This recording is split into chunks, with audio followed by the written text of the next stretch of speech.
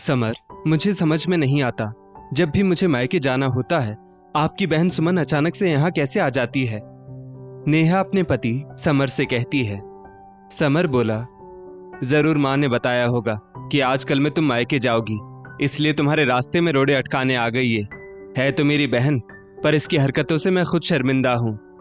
नेहा बोली, भैया वहां से निकल चुके हैं, पर उन्हें आने में एक दिन लग जाएगा और इधर भाभी के अस्पताल जाने का समय हो आया है। आप खुद सोचिए, पापा वहां अकेले कैसे सब संभालेंगे। इस वक्त भाभी के साथ किसी एक महिला का होना बहुत जरूरी है। तो जाइए माँ जी से बात कीजिए ना। समर अपनी माँ कामिनी जी के कमरे में गया और जब बहुत देर तक वो वापस नहीं आया तो नेहा हिम्मत करके अपनी सास के कमरे तक गई, पर वहां उसने जो कुछ सुना उसके पैर वहीं रुक गए। कामिनी जी बोल रही थी, ये क्या तमाशा लगा रखा है नेहा ने बार बार मायके जाने का, हम तो ना गए कभी अपने मायके इस तरह। तभी नेहा की ननद सुमन बीच में बोली, अरे मायका तो माँ से होता है और भाभी की माँ तो है भी नहीं, फिर वो वहां क्यों जा रही है। समर बोला, सुमन जरा सोच समझ कर बोलो, नेहा तुम्हारी भाभी है और उम्र में भी तुमसे बड़ी है, तो बेहतर होगा तुम बीच में ना बोलो।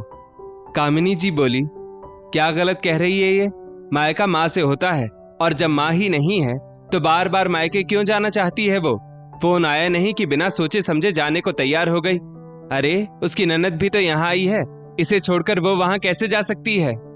समर बोला, माँ पापा जी का फोन आया था, नेहा की भाभी की तबीयत ठीक नहीं है और उसके भाई को पहुंचते पहुंचते शाम हो जाएगी।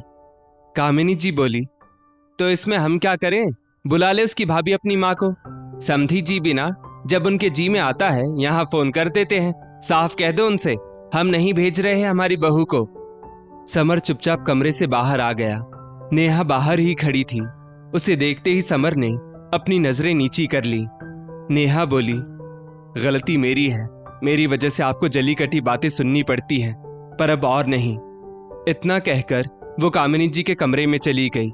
उसे देखते ही कामिनी जी बोली, मेरा जवाब नहीं बदलेगा, मुझे जो जवाब देना था मैं समर को दे चुकी हूं, अब मुझे इस बारे में कोई बात नहीं करनी।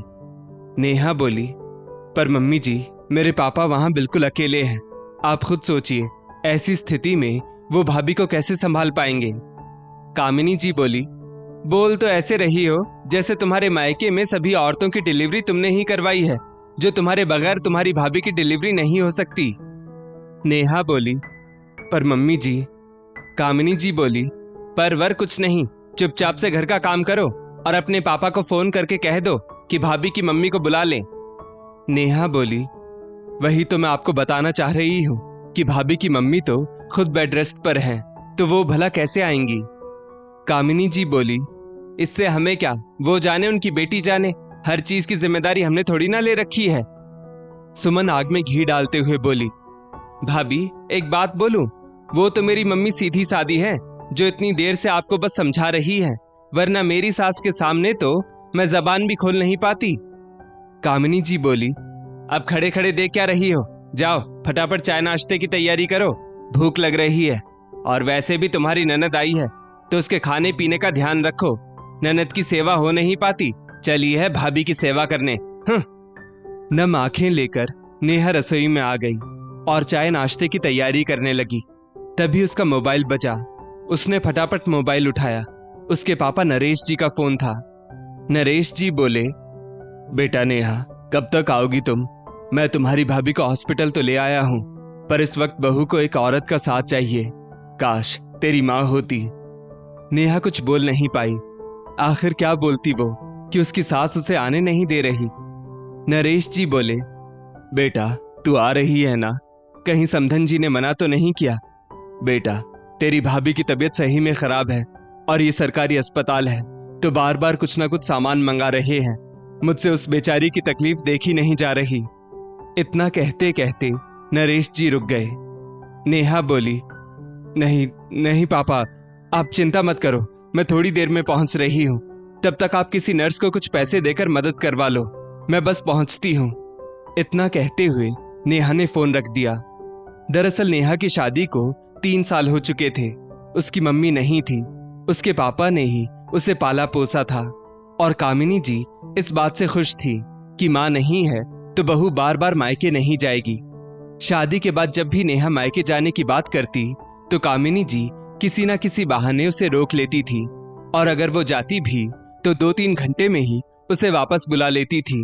पर नरेश जी ने कभी शिकायत नहीं की, बल्कि यही कहा कि बेटा, अपने मायके की चिंता मत करो, तुम अपने ससुराल पर ध्यान दो। खैर, नेहा चाय नाश्ता कामिनी जी के पास रखकर बोली, मम्मी जी, पापा भाभी को लेकर अस्पताल पहुंच चुके हैं और वहां किसी ना किसी महिला का साथ में होना बहुत जरूरी है, तो मैं वहीं जा रही हूं। कामिनी जी बोली, एक बार में बात तुम्हें समझ में नहीं आती? अभी मैंने मना किया था ना, ये घर मेरा है और मेरी इजाजत के बगैर तुम इस घर के बाहर नहीं जा सकती। दिख नहीं रहा है कि सुमन आई है? सुमन बोली, भाभी, आपको कितनी बार समझाया है, मायका माँ से होता है और अब आपकी माँ तो है नहीं, फिर वहां क्या ही लेने जाती हैं आप? नेहा बोली, क्या मायका सिर्फ माँ से ही होता है, भाभी से नहीं? अगर ऐसा है तो ननद रानी सोच लीजिए कि आपकी माँ के बाद हमसे आपका मायका होगा कि नहीं, फिर तो मेरी कोई जिम्मेदारी नहीं होगी ना। कामिनी जी गुस्से में बोली, तुम्हारी हिम्मत कैसे हुई मेरी बेटी से इस तरह से बात करने की? ये इस घर की बेटी है, इसका जब मन होगा ये यहाँ आएगी। अरे, जब मेरे सामने तुम इसे ऐसा कह रही हो तो बाद में क्या ही पूछोगी? नेहा ने एक टूक जवाब देते हुए कहा, हाँ, नहीं पूछूंगी। आप दोनों ने ही तो कहा मायका माँ से होता है, और मम्मी जी, आप अमर तो है नहीं, तो भविष्य में इनको भी तो हमसे ही जरूरत पड़ेगी ना। जब माँ के बाद मेरा मायका नहीं है तो आपके बाद आपकी बेटी का मायका हम हमेशा के लिए कैसे रख सकते हैं? कामिनी जी समर को घूर कर देखते हुए बोली, तुम बस बैठे बैठे देखते रहोगे क्या? ये तेरी बीवी कैसे बात कर रही है, सुन रहा है ना? समर बोला, आखिर उसने गलत क्या कहा मम्मी? आप जो बातें उस पर लागू कर रही हैं वही बातें वो भविष्य में सुमन पर भी तो लागू करेगी। मम्मी, इतनी नफरत मत भरो अपने मन में बहू के खिलाफ कि आने वाले वक्त में आपकी बेटी का मायका ही खत्म हो जाए। और सुमन, तुम याद रखो, माँ के बाद भाभी से ही तुम्हारा मायका होगा। अपनी बात कहकर समर नेहा की मदद करने चला गया। कामिनी जी और सुमन एक दूसरे की शक्ल देखते रह गए। थोड़ी देर बाद समर नेहा को लेकर अस्पताल के लिए रवाना हो गया। कामिनी जी इस बार उसे रोक नहीं पाई। सुमन ने फिर आग लगाने की कोशिश की और बोली, देखा मम्मी, कैसे भैया आपकी बात काटकर अपनी बीवी को उसके मायके लेकर चला गया। ये सब भाभी का ही सिखाया हुआ है, माँ है नहीं और मायके चली। कामिनी जी बोली, बस कर सुमन, और कितने मेरे कान भरेगी? सही तो कह गई बहू, कल को मैं अगर नहीं रहूंगी तो क्या तू यहाँ नहीं आना चाहेगी? बोल, अब जा अपने घर और अपना ससुराल संभाल। सुमन पैर पटकती हुई वापस चली गई। कामिनी जी ने समर को फोन करके कहा, बेटा, मुझे अपनी गलती का एहसास है और अब मुझे समझ में आ गया कि आज तक मैं बहू को वहां जाने से रोककर कहीं ना कहीं अपनी बेटी का मायका खत्म कर रही थी। बहू को कहना जब तक उसकी भाभी ठीक ना हो जाए वो मायके में ही रहे और उसकी देखभाल करे।